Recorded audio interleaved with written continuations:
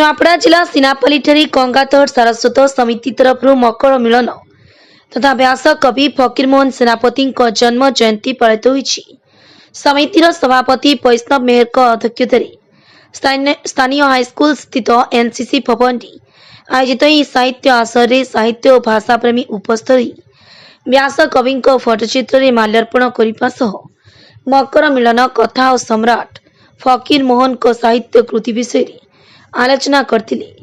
ଏଥିସହ 2024 ସମିତି ତରଫରୁ ହେବାକୁ ଥିବା ସାହିତ୍ୟ କାର୍ଯ୍ୟକ୍ରମ ଗୁଡ଼ିକର ବାର୍ଷିକ ଯୋଜନା ପ୍ରସ୍ତୁତ କରାଯାଇଥିଲା।